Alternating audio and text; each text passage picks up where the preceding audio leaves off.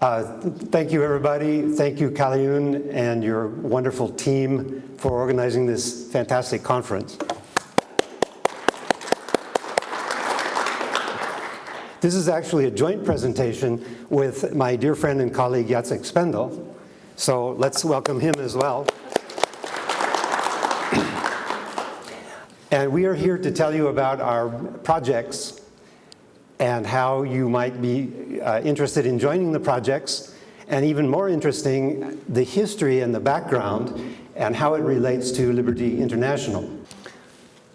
So the title, more accurate title, would, instead of being History of Classical Liberalism, it might be more accurate to say the history of our activities and the future of classical liberalism, because that's what we're trying to do. We're trying to promote freedom around the world, freedom in faraway places, and we've been working with Liberty International for nearly 30 years to do this. So what we want to present to you today is outcomes of conferences like this, the LI network, and what it means to spreading our ideas. So it's more oriented toward the future than the past. I think you all know a lot more about the history of classical liberalism than I do, so I don't need to tell you about that.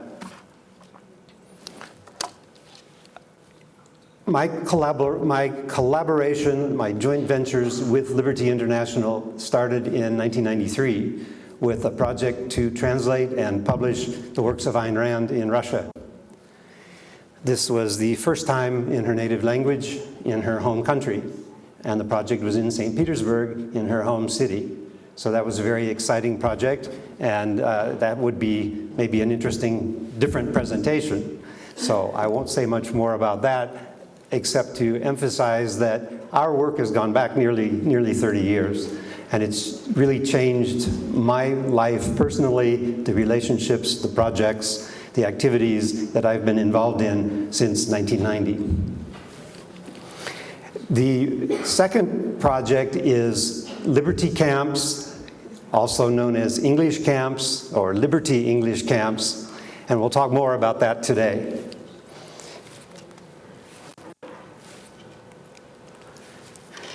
At these conferences and our other activities, we find new local partners. This is a primary focus of ours. This is a part of our mission, is to develop new relationships, especially with younger people, and especially in developing countries, in the developing world.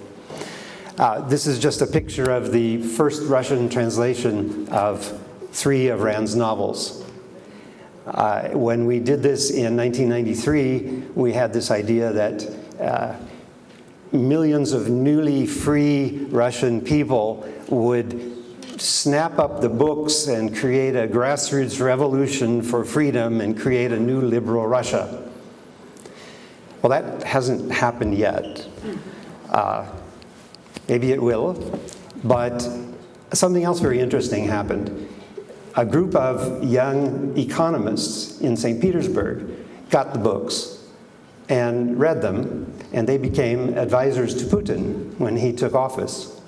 So they were promoting the ideas and the works of Ayn Rand in the mid to late 1990s, early part of the 21st century. And our friends at Cato have told me that these books actually found their way into the offices in the Kremlin. So, I don't know, maybe Tom can confirm that. But that's what I heard, and that's a very interesting idea. It seems clear that he didn't read them, and he's not a philosopher, and he's not an economist, but he knows the ideas. He's aware of the ideas, and I've heard that the books are sitting in his office in the Kremlin, or they were 20 years ago.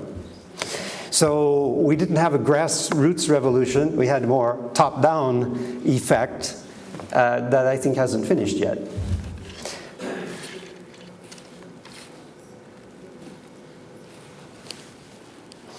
So let's talk more about our Liberty Camps and seminars. What we offer at these events are a combination of English language conversation practice, an exploration of classical liberal ideas, entrepreneurship, and workshops about how to use the ideas in daily life, such as starting a business or political activism. A typical camp is 5 days and 6 nights. We have a small group of people, 30 to 35 young people. We try to go away from the big city, kind of a retreat, so we avoid the distractions of a big city. We have done this so far in 29 countries. We've reached over 3,000 students. We've had more than 75 events. But I didn't invent this idea. The first camps, they called them English camps, the first camps were held in the mid-90s in Lithuania by our dear friends, the Skulans, and some other friends who are not here. So I can't take credit for inventing this wonderful idea. I got involved in 2004. I knew they were doing it and I wanted to join them, but that didn't happen until 2004. And I went to Lithuania and I said, this is the greatest week I've ever had in my life. This is fantastic. I want to do this every year. And I want to do it in other countries. So we started Language of Liberty Institute as a nonprofit in the US, in Arizona, where I lived at the time. And our mission was to take the idea of Ken and Lee and our other friends and build on this idea and figure out how to do it in other countries. So it's sort of like figuring out how to franchise a business, sort of. So I can take credit for this expansion in other directions. But the inspiration came, and the networking and the groundwork came from Liberty International and the Skulans. So most of my time since 2004, my major project has been with the Liberty camps. And this is a map showing the countries that we've been to. Many of the countries we've visited several times. A Liberty camp is not like a conventional conference where we sit at tables and we dress up. Liberty camps are really informal. There's a lot of discussion, and several of you have been to Liberty camps. How many camp alumni do we have here? We have quite a few, and next year I hope we have more hands. It's great fun. It's a lot of informal discussion and workshops and debates and movies and swimming and campfires and sports. Our first camps were held in Central Europe, in Poland and Slovakia. We had, how many, Jacek? 15, 20 camps in Slovakia and Poland. Over time, though, the interest in the camps has shifted, and we have a lot more interest and more requests in third world countries, in South America, in India, in Asia, in Africa. So we don't spend much time anymore in Slovakia and Poland. They're full of liberal think tanks, businesses, books, translations, thanks partly to the work of Wojtek and Pafera. So our Liberty Camp activity is shifting more towards Africa and India and Asia. So basically what we emphasize in the Liberty Camps is we challenge students to think about a world without government. Why do we have government? How has the relationship between people and government changed over the centuries? What kind of society would they like? What kinds of changes can they suggest in their countries? If they aren't happy, if they want reform in their countries, what are the principles that would guide them, and what are practical steps that they could take? That last slide shows our study groups in Africa, in Kenya, a couple of years ago. In many of our camps, not everyone, but many of them, we use Liberty International material, especially Jonathan Gullible. So what you see here is study groups studying, they printed, they wrote a script and they printed Jonathan Gullible excerpts, and they rehearsed them and they presented a play at the end of the week. This has happened several times. Another way of stating our effort or our mission is to give these young people, these bright, ambitious, motivated, freedom fighters in faraway countries to give them the tools they need for their own personal development and for implementing reforms that they want in their countries. Communication skills, contacts, ideas, books. And what we've realized as the years pass, that it's not just the number of countries that we go to, and it's not just the number of students that we reach that's important, but our effect is really measured in terms of individuals who become active themselves. We've had many alumni who have opened camps in new countries, camps in their own countries a second time maybe. Some of them become politically active, some of them start think tanks, some of them write or translate books. We have a long list of alumni now, and if you can read that, you probably know a lot of those. Many of those names are alumni of world conferences like this. We met them, some of them we met for the first time at the conference. Others have joined later. Many of them have helped us expand into new countries. Many of them have also joined Students for Liberty. Students for Liberty is a newer organization than Language of Liberty, but at this point it's 10 years old. And many of our students, our camp students, were university students at the time and became active in Students for Liberty, especially in Europe and Africa, not so much in the United States. So they have become campus coordinators, they've become board members on the international organization, and it works the other way too. Sometimes at this point there are many, many Students for Liberty people, and sometimes they come to us and say, can we organize an event together?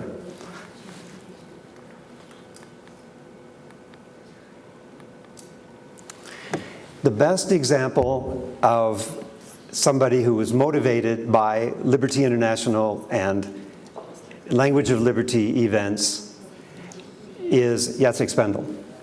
And he's going to say a few words about some of his projects. And you want to say how we met? Yeah. Thank you so much, Glenn.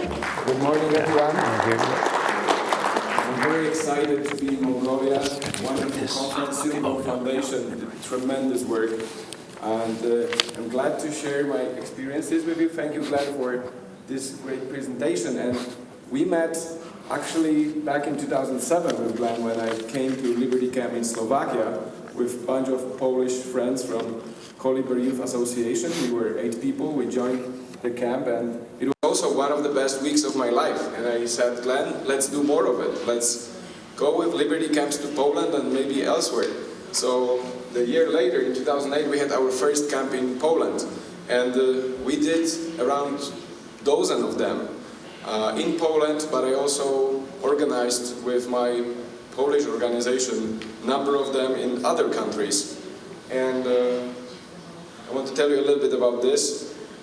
These Liberty camps are really fantastic because you can spend a number of days, typically 5 to 7, in a remote area where there is no distraction from big cities and entertainment, but you can focus on friendships, you can focus on ideas of freedom and learn more and build the network. So this year we will have a number of Liberty camps in different places.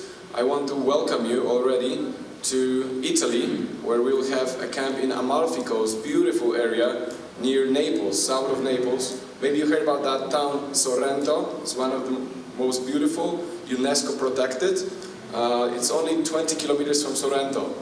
So save the date. The website is www.libertycamp.eu, and we will have a really good team of speakers there.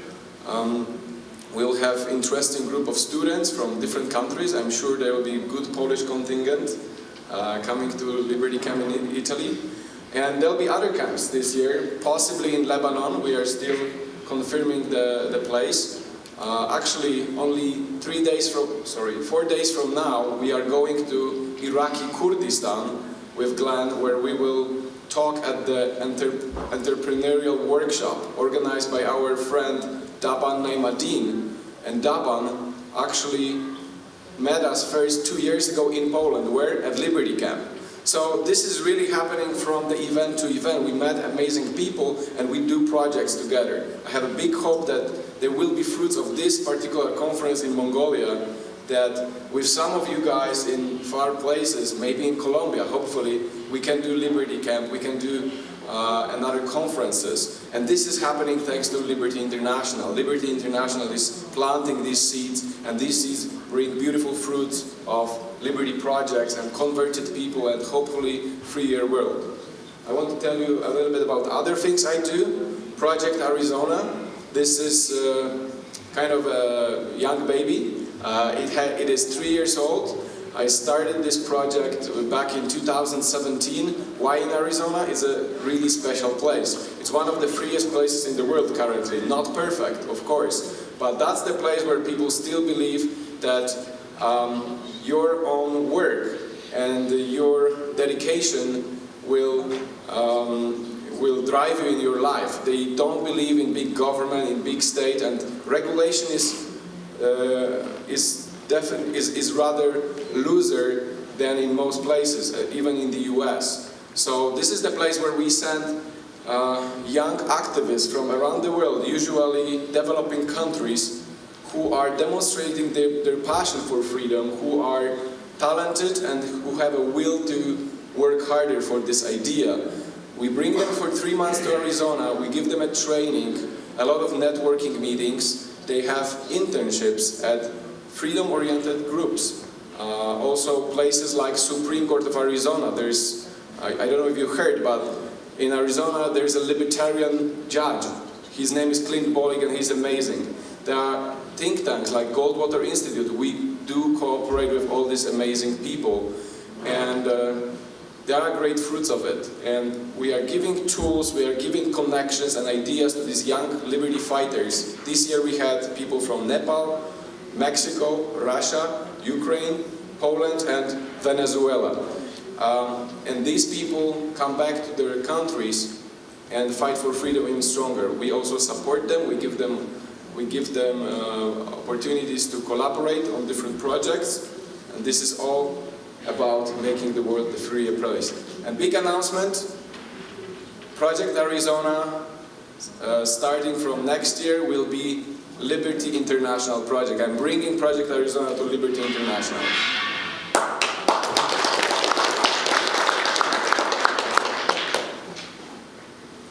This is a project we do in Poland, Polish-American Leadership Academy, one of the oldest. Started in 2012, we teach Polish people, both online, on the website, on the special platform, and in person, about Austrian economics, libertarian philosophy, but also we give them soft skills, things like abilities to speak in public, negotiations, and other soft skills that are important in life. Our alumni, they chose different paths. Most of them stay in business. Some of them go to think tank world. Some of them decide to be politicians. We have very, very interesting alumni. One of them is a libertarian member of Polish Parliament. There is one guy in Polish Parliament who is libertarian. And we continue this. We did 13 editions so far. And Polish American Leadership Academy is really successful. We collaborate with American institutions who offer scholarships to our students, the best ones. We select them through exams, and it creates a very interesting community of freedom-oriented leaders. And in the future, it can really give interesting fruits.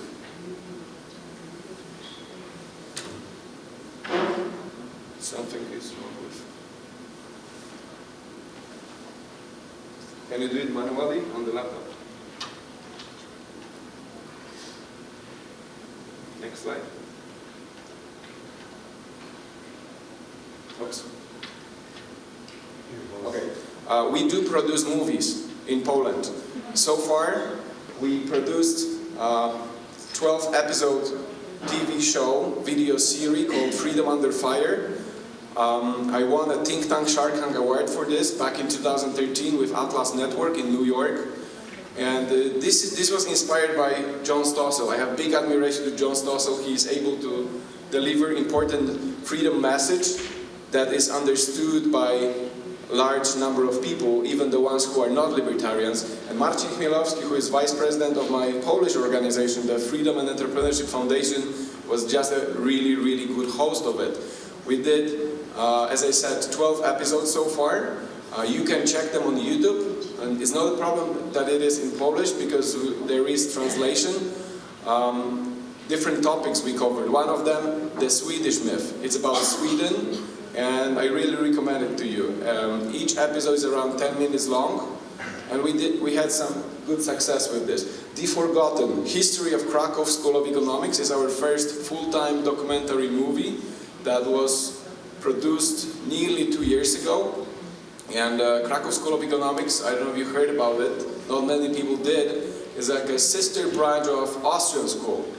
They were classical liberal economists in Poland in late 19th and early 20th century. We bring memories about these people. It's important because often in Poland, in my country, people tell me that this is all American stuff that we bring. There are no Polish traditions for freedom. The only authoritarian tradition is not true. There are actually classical liberal traditions in my country, in Poland, just they are forgotten, and communists did a very big work to make sure that they are forgotten. Some of these economists were also killed by Nazis during Second World War, but they made some important works, and they were really important intellectuals of the interwar period and before that period. This movie talks about it. It is also translated into English. You can find it on YouTube, so I recommend it. And Mises the Movie, this is our future production. However, we already made some first shots in places like Lviv in Ukraine, where Ludwig von Mises was born, places like Vienna. And this summer, our crew is going to the United States to make shots in America, which is the place where Ludwig von Mises spent a very important part of his life. And we want to make a movie that talks about his life, his legacy, and that can reach good number of people, not only libertarians, but others as well. The last movie about Ludwig von Mises from 1995 is very old. Even Murray Rothbard was alive back then, and he's in the movie. We need new, better and nicer movie about von Mises, and I encourage you to support this project, because we are still raising funds. It's quite expensive, but it'll be great. And last but not least, Liberty Hub. You probably heard me talking about Liberty Hub 1 year ago when I organized Liberty International Conference in Krakow, in Poland.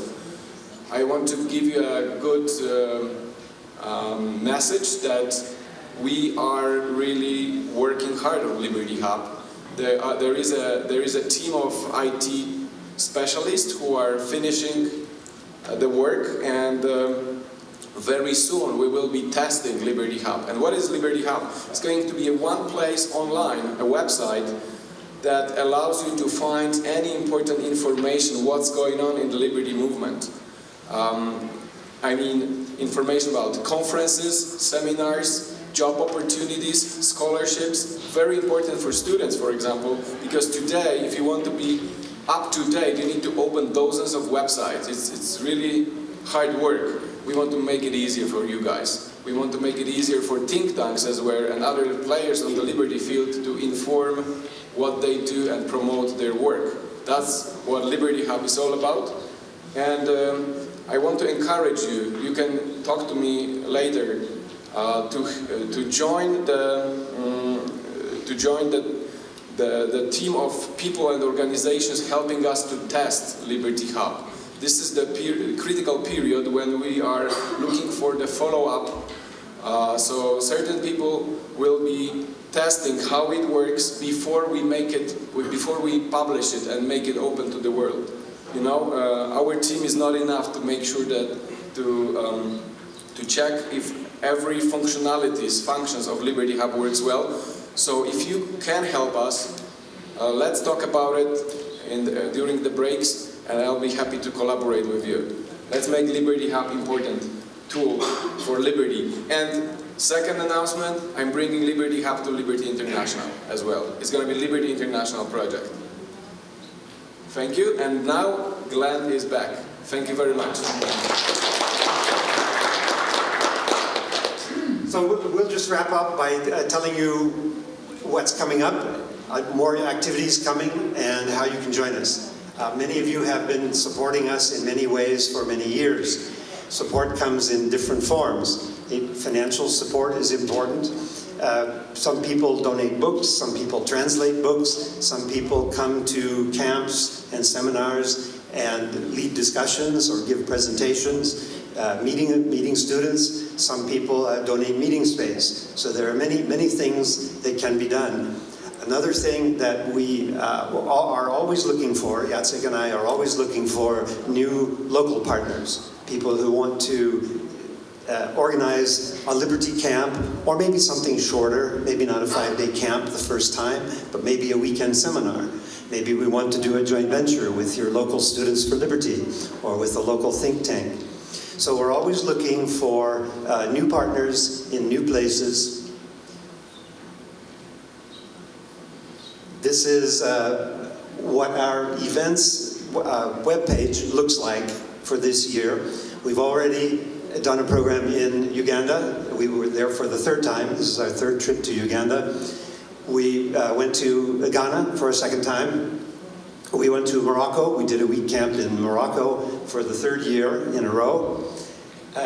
Project Arizona, this was the 3rd year. Jacek just told you about Project Arizona. We just finished the 2019, the 3rd year of Project Arizona. And that's fantastic. So some of you Americans in the room, keep in mind Project Arizona, because if your travels take you to the Southwest, Jacek, and maybe I'll be there as well, but Jacek will be happy to see you and introduce you to some fantastic students.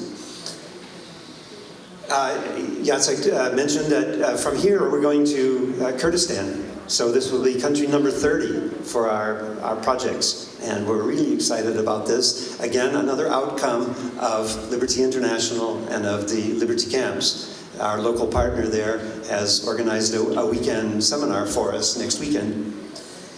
And you've heard about Italy too. Jacek has already booked.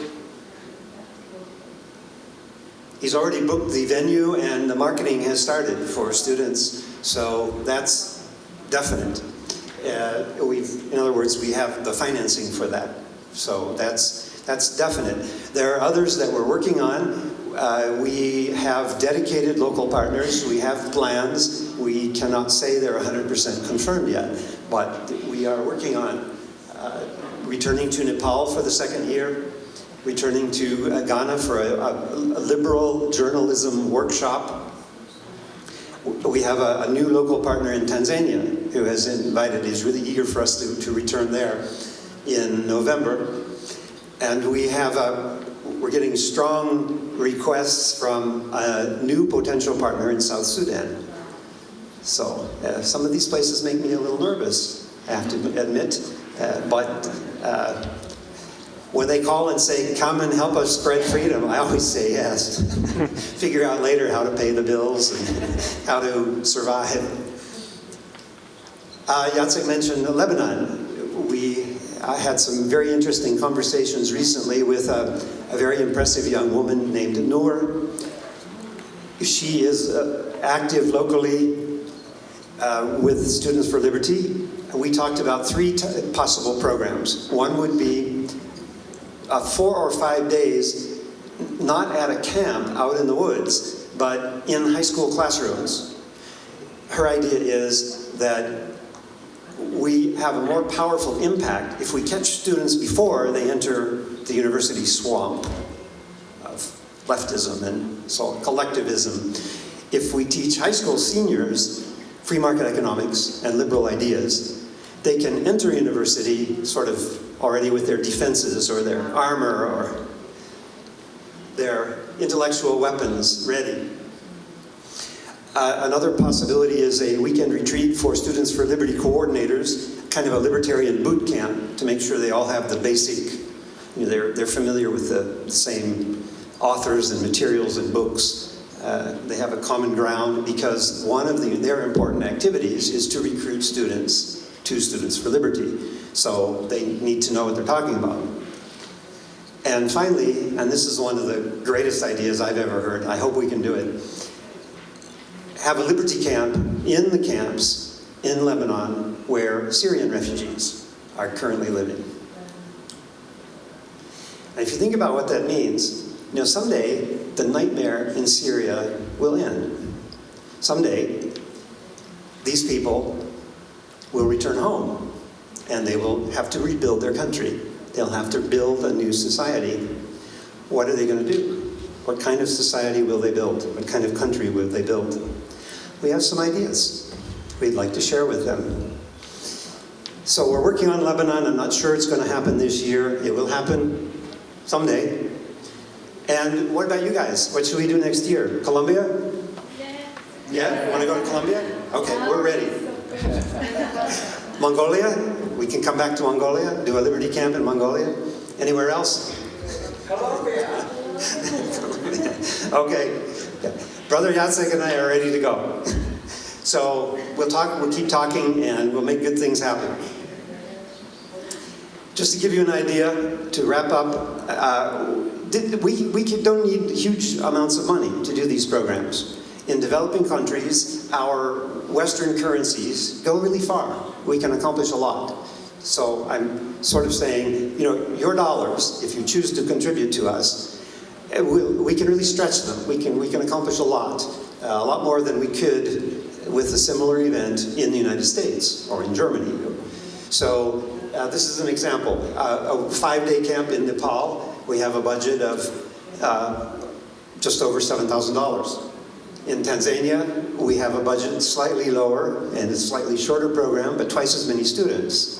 So, each event has a little different combination and a little bit different funding. Sometimes the meeting space is donated by a university. We don't pay for that. Our biggest expenses then are plane tickets, 2 or 3 plane tickets to bring people like us, and often the food, catering the food for the students becomes a high budget item. South Sudan and Ghana, this is pretty tentative, but these are our estimates right now. And Lebanon, if you think about the 3 types of events that I just mentioned, the high school event, that's really low cost because we don't have to house the students and we don't have to feed the students. All we have to do is send a couple of teachers. And the Syrian refugee camp, we don't have to house them. We're going to their camp where they live. So we can do a lot. We could do all 3 of those. We visit Lebanon for 10 days, spend money for 2 or 3 plane tickets, and we can accomplish a lot. So this estimate, and this would be, let's say this is looking ahead 6 months, roughly 6 months, 6 to 9 months. If we can raise just under $20,000, we can do all these things. The local partners are ready to go. Some we've worked with before. Some are really reliable. They're known people. And we're ready. We can spread a lot of freedom for relatively little money. So if you're inclined to donate, this is how you can talk to us during this program for sure. And us, not just Jacek and me, but you can talk to Ken and Lee Schooland and they'll know what to do. And you can talk to Jim Elwood. They can all tell you how you can contribute. On our website, there's a donate button, so that's the easiest thing for you to remember. Anything you can do to help us spread freedom, let's do this together. It's a big world. There's a lot of freedom to be spread. We've done a lot already. Thank you so much for your interest and for your participation.